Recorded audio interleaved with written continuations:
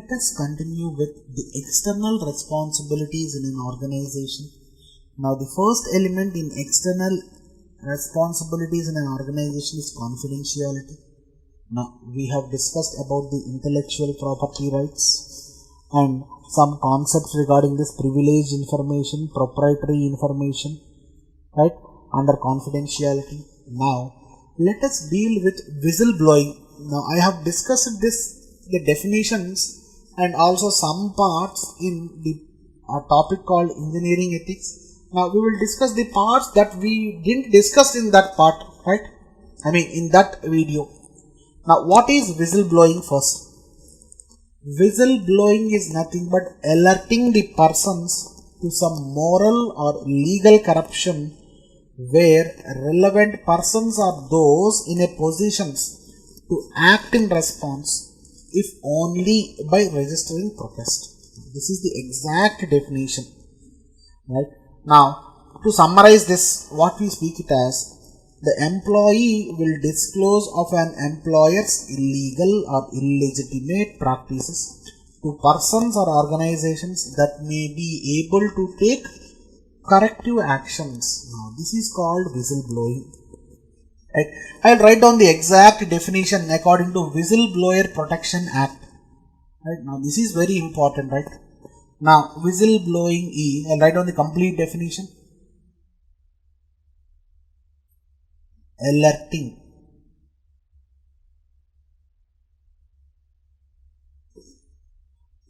relevant persons. You have to know the exact definition.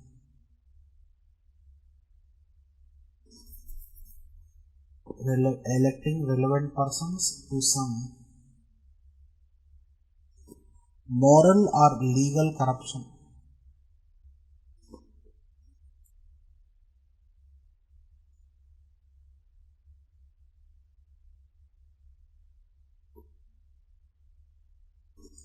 Right.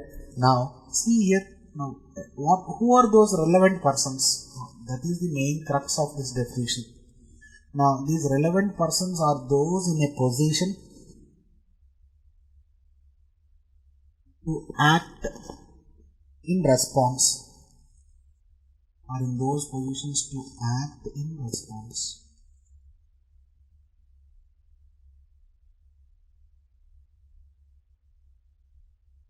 Done. Now, in total summary, what you can speak, that is nothing but the employee disclosure of an employer's illegitimate. Now, see here, write down summary, right? Employee disclosure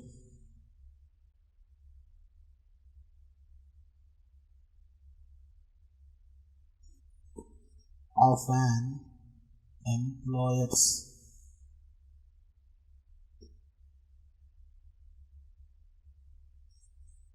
illegal act or illegitimate act or practices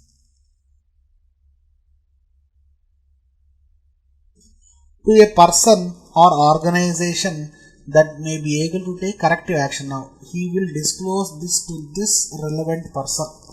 Now, this relevant person must be in a position to act in response. Now, you got the definition in a clear-cut idea? Yes, perfect. Now, in the previous video, in the previous topic, we have discussed about the conditions to meet this whistleblowing perfectly. Now, I will write down the conditions. The first one is need. The next one is proximity. We have discussed in detail regarding this, right? Go through that video, you can get the idea. Now, the next one is capability. I will not repeat it again. The next one is last resort. Now, these are the needs for the conditions to meet for whistleblowing. Right? Now, what are the main features of this whistleblowing? Who are the persons that are involved in this, and what are the main features of this? Right? Features. Let us discuss about the features of this whistleblowing. The first is act of disclosure.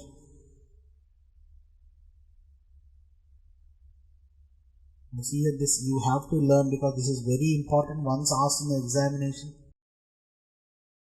Now, see here, what is this act of disclosure? Information is intentionally conveyed under pressure. Right? Why to disclose it? Something is happening wrong. That's it. That now, next one you have to the feature of whistleblowing is topic on what issues.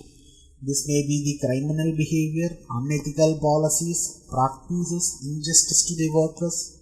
Right? Now, the third feature of this is agent. This agent is nothing but the person who is disclosing the information.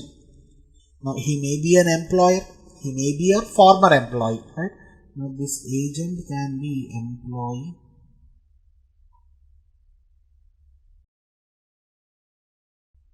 or former employee.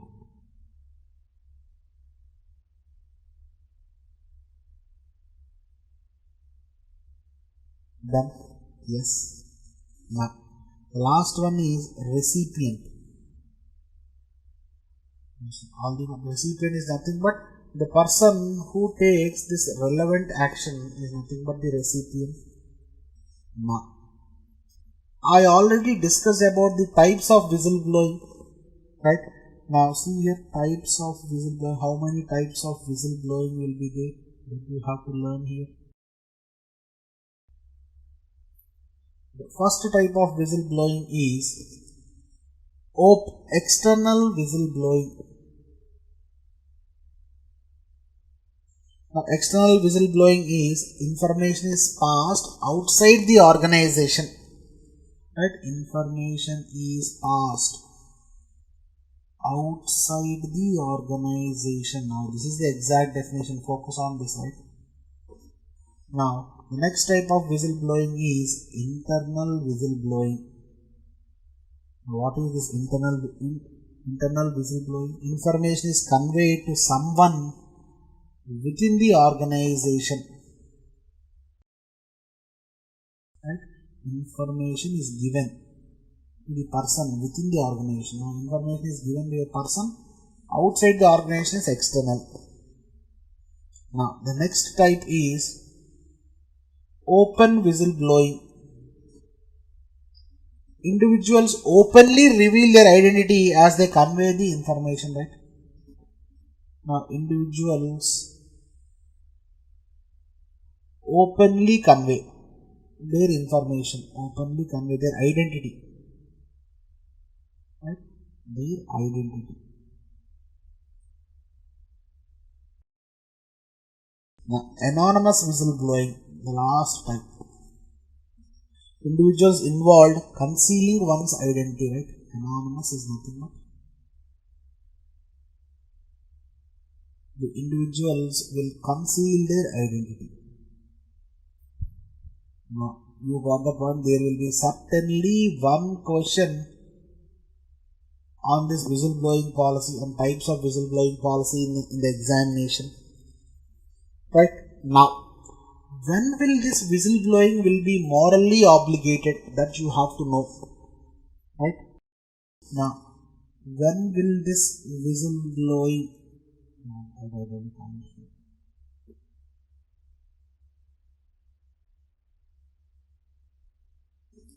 will be permitted,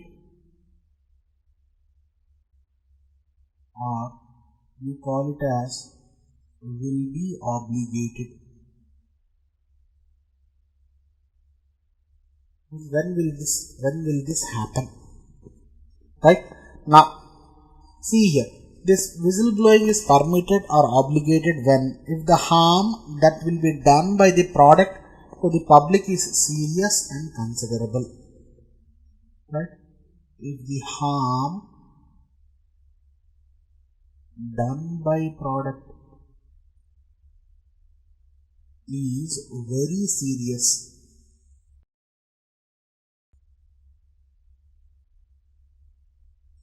Right? Now, see here, if they make their concerns known to their superiors, one more thing. Right? If getting no satisfaction from their immediate supervisors and the channels are exhausted, automatically Exhausting means including the board of directors. Automatically what will do? They will go for whistleblowing. These are the reasons, right? That everybody know about this. Now, this whistleblowing is morally obligated when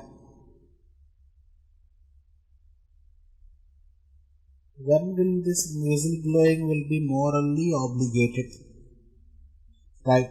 When she or he has documented evidence and with a reasonable information impartially done by them, right? Now, which depicts the exact company's policies are wrong, right? Which must be I write in one point, which must be a documented evidence, which must have the entire information proving that the company policy is wrong.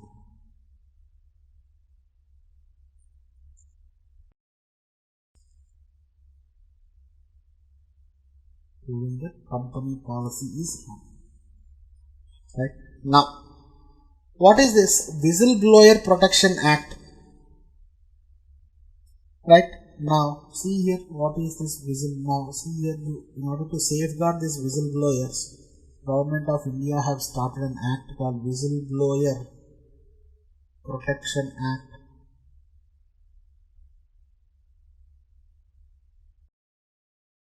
What it deals upon: any public servant or any other person which may employed in non-governmental organizations also can disclose to the competent authority in the public interest, right?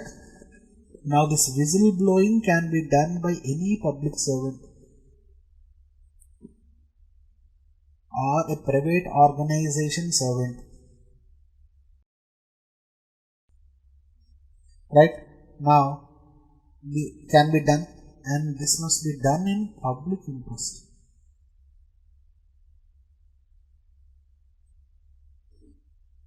Right?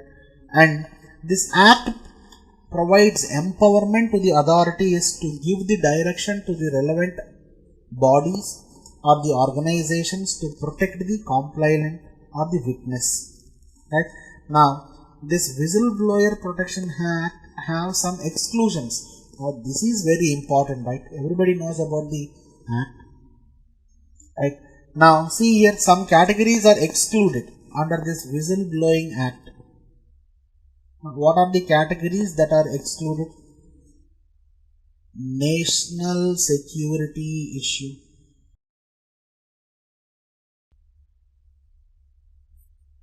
Now, these are excluded. This is what happening in Rafale deal, right? Even though this doesn't comes under whistleblowing, right? It's about national security. So the government cannot reveal the price of the deal between these things which are concerns of national security, right? And the next one which are included is economic and scientific issues of importance, the ISRO details, right? Atomic power details. All these cannot be excluded. Or cannot be revealed. Their cabinet meetings or proceedings are excluded from Whistleblower Protection Act. Right? Now, who will look upon this grievances and all the things? Central Vigilance Commissioner will look upon this.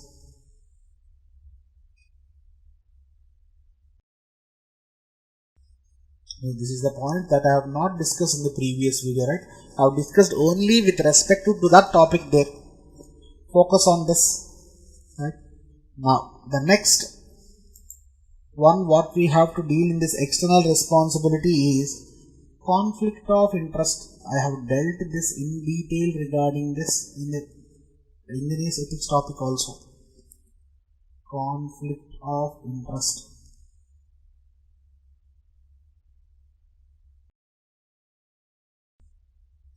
Now, what is this conflict of interest? Now, this is a situation that has the potential to undermine the impartiality of a person because of a possibility clash between the person's self-interest and professional interest or public interest. Right? Now this is what called conflict of interest. In a situation between to choose whether the public interest or personal interest. Now why this conflict of interest happens? There are different scenarios for this conflict of interest. Now the first scenario is, so I am not writing the definition because I have given this in detail regarding this in the previous video. The first scenario of conflict of interest is financial institutions or financial investments.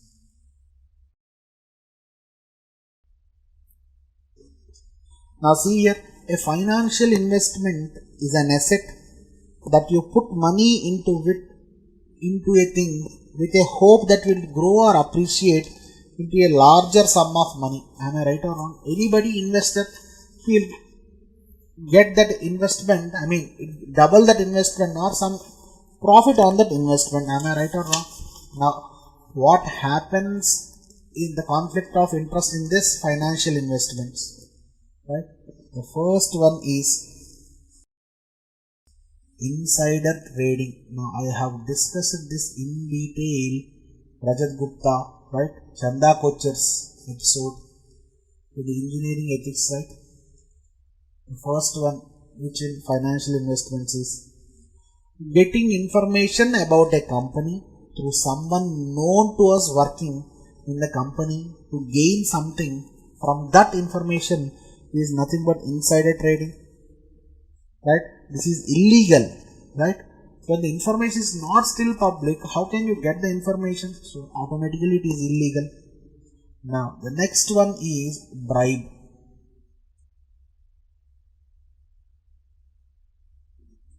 Now this is nothing but a substantial amount of money or goods offered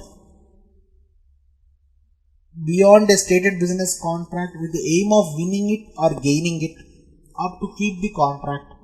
Financial investment. The next type is gifts. Now see here, they both are not same. Gifts are not bribes as long as they are small gratitudes offered without expecting anything in return. Gifts are given without expecting anything.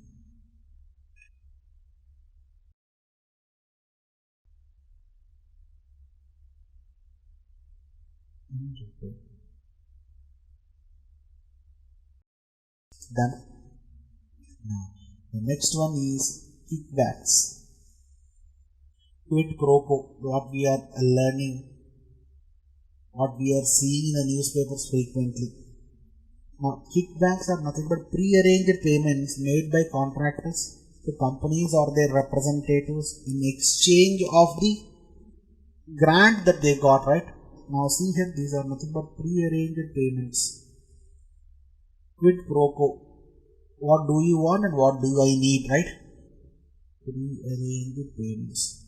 In one word, you can speak it as this. Right? Now, what are the common dilemmas in this conflict of interest? Right? Now, this is nothing but receiving gifts.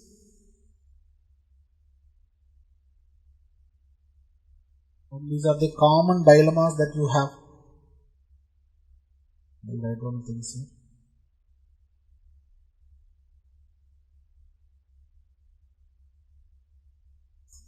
Right? Now, let us start with an example. You are working as an engineer and the contractor who carries out projects in your department and you are good friends. Can you accept gift from them during festivals? Now see here, this is nothing but without expecting in return. This is a dilemma, right, where you receive or not receive. That's dependent upon your ethics. Now the next one is breaching confidentiality.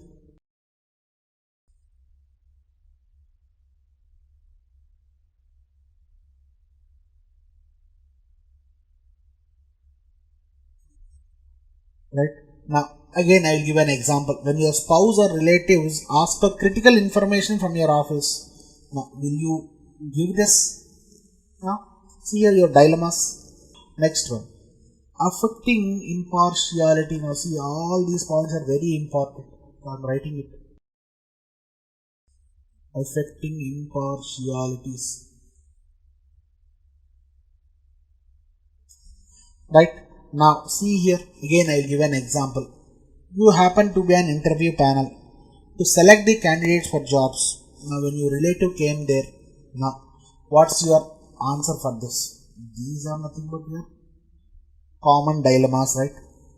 Now, what you do? Now, reporting malpractices. Will you help him or not?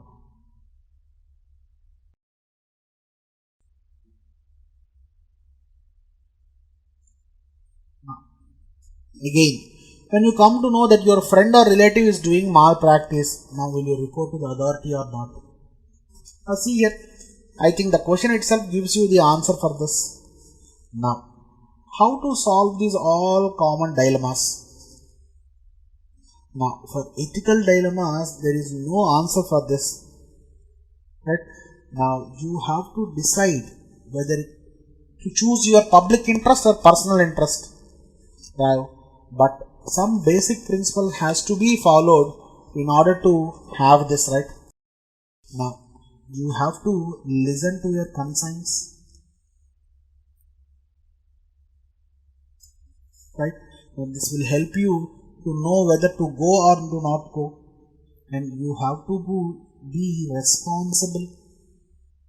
Observe, these points are very important, right? Now, you have to respect the fundamental rights.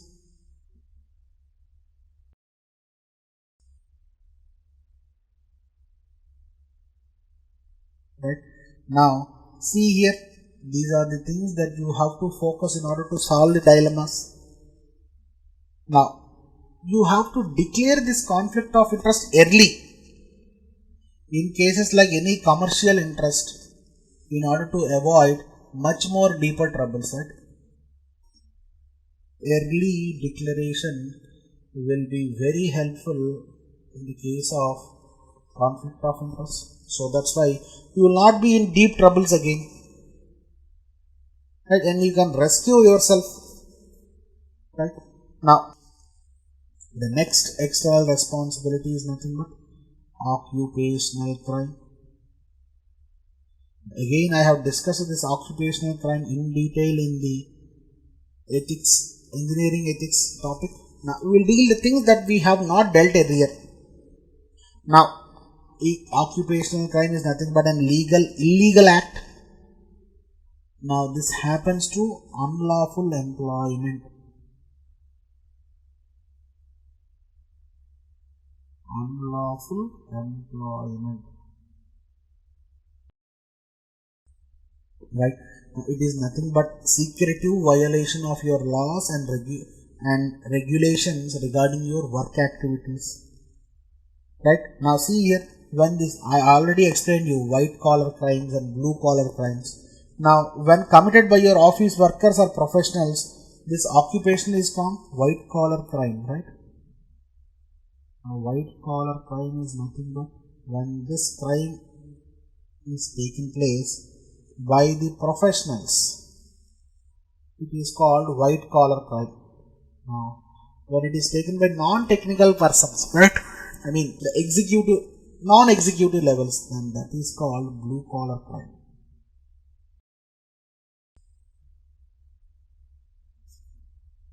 Right? Now, many of these occupational crimes have some conflicts of interest, right? Whether to choose your personal gain or to make public interest more importance. Right? One more very important thing in this occupational crime is price fixing. This is what I explained you in cartel formation, OPEC countries, all the things, right? I will not repeat it again. Right? Companies join together to fix the price for going on auction or a tender or making a product, I mean to sell the product, whatever the thing. These all comes into occupational crimes, right? Focus on the things now. The next one, what we will see frequently in these organizations is sexual harassment. Now this you have to focus on.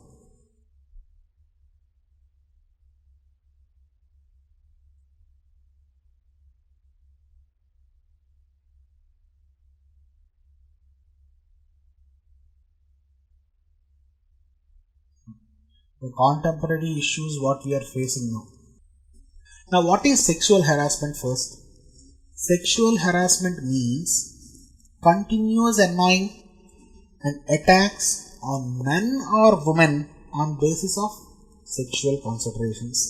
Right? Now, see, I'll write down the definition. This is very important. Sexual harassment means continuous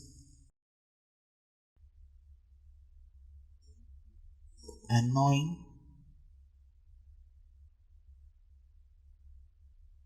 and attacks on men or women on basis of sexual considerations. This is called sexual harassment.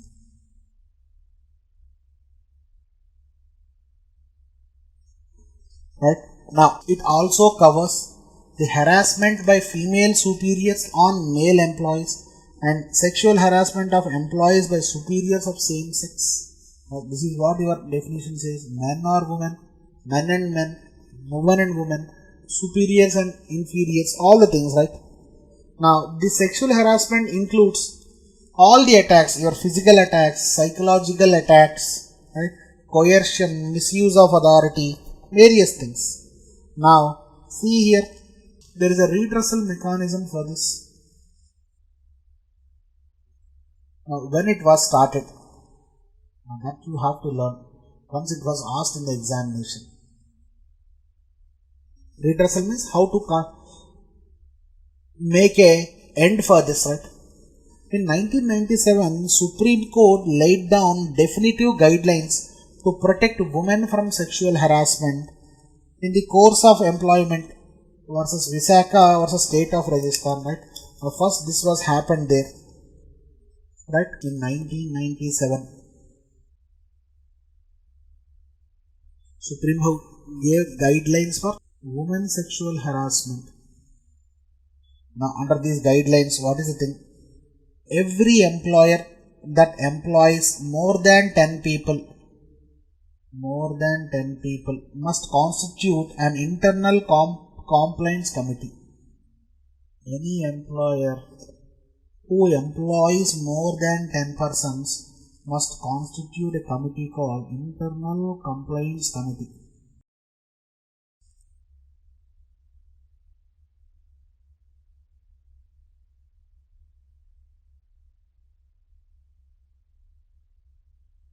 Right?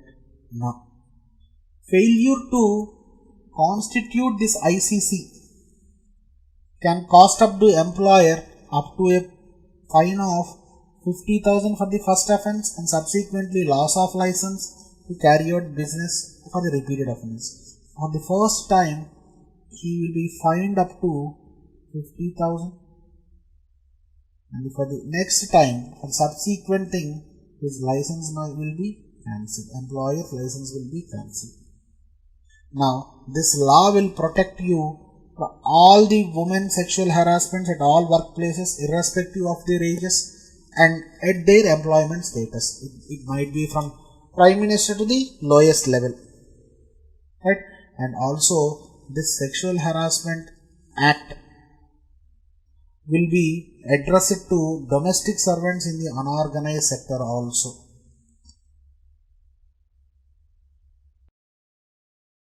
Right?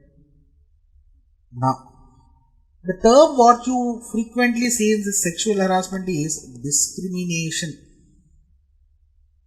Now, what is this discrimination? The exact meaning of this, let me know this first. Now, discrimination is nothing but morally unjustified treatment of people on arbitrary or irrelevant grounds. Now, it is due to his sex, race, skin color, age, religion, etc. Anything can be a cause for discrimination, right? Now, see here, morally unjustified treatment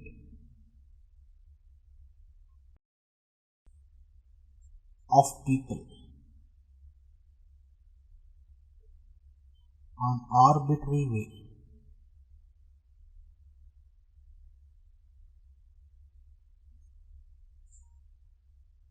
irrelevant purpose.